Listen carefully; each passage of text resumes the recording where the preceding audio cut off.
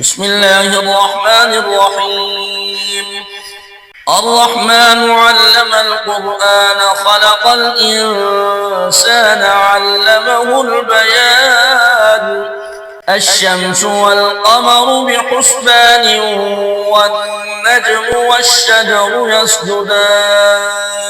والسماء رفعها ووضع الميزان ألا تطغوا في الميزان وأقيموا الوزن بالقسط ولا تخسروا الميزان والأرض وضعها للأنام فيها فاكهة والنخل ذات الأكمام والحب ذو العصف والريحان فبأي آلاء ربكما تكذبان خلق الإنسان من صلصال كالفخار وخلق الجان من مارج من نار فبأي آلاء ربكما تكذبان رب المشرقين ورب المغربين فبأي آلاء ربكما تكذبان مرج البحرين يلتقيان بينهما برزخ لا يبغيان فبأي آلاء ربكما تكذبان يخرج منهما اللؤلؤ والمرجان فبأي آلاء ربكما تكذبان وله الجوار المنشآت في البحر كالأعلام فبأي آلاء ربكما تكذبان كل من عليها فان ويبقى وجه ربك ذو الجلال والإكرام فبأي آلاء ربكما تكذبان يسأله من في السماوات والأرض كل يوم هو في شأن فبأي آلاء ربكما تكذبان سنفرغ لكم أيها الثقلان فبأي آلاء ربكما تكذبان يا معشر الجن والإنس إن استطعتم أن تنفذوا من أقطار السماوات والأرض فانفذوا لا تنفذون إلا بسلطان فبأي آلاء ربكما تكذبان يرسل عليكما شواظ من نار ونحاس فلا تنتصران فبأي آلاء ربكما تكذبان فإذا انشقت السماء فكانت وردة كالدهان فبأي آلاء ربكما تكذبان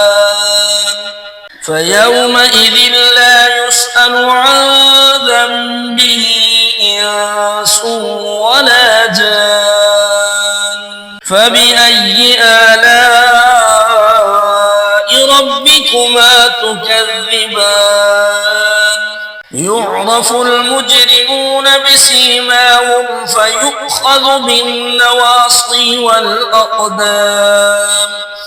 فبأي آلاء ربكما تكذبان هذه جهنم التي يكذب بها المجرمون يطوفون بينها وبين حميم آن فبأي آلاء ربكما تكذبان ولمن خاف مقام ربه جنتان فبأي آلاء ربكما تكذبان ذواتا أفنان فبأي آلاء ربكما تكذبان فيهما عينان تجريان فبأي آلاء ربكما تكذبان فيهما من كل فاكهة زوجان فبأي آلاء ربكما تكذبان متكئين على فرش بطائنها من استبرق وجنى الجنتين دان فبأي آلاء ربكما تكذبان فيهن قاصرات الطرف لم يطمثهن إنس قبلهم ولا جان فبأي آلاء ربكما تكذبان كأنهن الياقوت والمرجان فبأي آلاء ربكما تكذبان هل جزاء الإحسان إلا الإحسان